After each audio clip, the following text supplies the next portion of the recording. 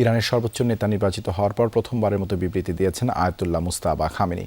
বৃহস্পতিবার রাষ্ট্রীয় টেলিভিশনে প্রচারিত হয় তার বক্তব্য। ইসরায়েল ও যুক্তরাষ্ট্রকে হুঁশিয়ারি দিয়ে মুজতবা বলেন, লড়াই চালিয়ে যাবে ইরান, নেওয়া হবে ইরানিদের রক্তের প্রতিশোধ, বন্ধ থাকবে হরমুজ প্রণালী, স্পষ্ট জানিয়ে দেন মুজতবা। তার দাবি, চলমান যুদ্ধে মধ্যপ্রাচ্যে তাদের টার্গেট কেবল যুক্তরাষ্ট্রের সামরিক ঘাঁটি। Ayatollah Sayyid Mojtaba Hosseini Khamenei. সম্প্রতি ইরানের নতুন সর্বোচ্চ নেতা নির্বাচিত হয়েছেন Ayatollah Mojtaba Khamenei. Ayatollah Ali খামেনির হত্যাকাণ্ডের পর তার স্থলাভিষিক্ত হলেন তারই পুত্র। দায়িত্ব গ্রহণের পর প্রথমবারের মতো দিয়েছেন বিবৃতি। বৃহস্পতিবার তা পড়ে শোনানো হয় রাষ্ট্রীয় টেলিভিশনে।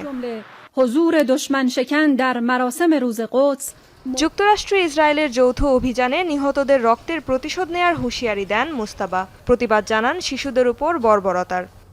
তোমাদের শহীদদের রক্তের প্রতিশোধ নিতে আমরা কখনো পিছপা হব না, বিশেষ করে শিশুদের বিরুদ্ধে সংঘটিত অপরাধগুলোর জন্য, যেমন মিনাব স্কুলের ইচ্ছাকৃত হামলার ঘটনা। মুজতবার দাবি, চলমান যুদ্ধে মধ্যপ্রাচ্যে তাদের টার্গেট কেবল যুক্তরাষ্ট্রের সামরিক ঘাঁটি। স্পষ্টভাবে জানিয়ে দেন, প্রয়োজনে এসব হামলা চালিয়ে যাবে তেহরান।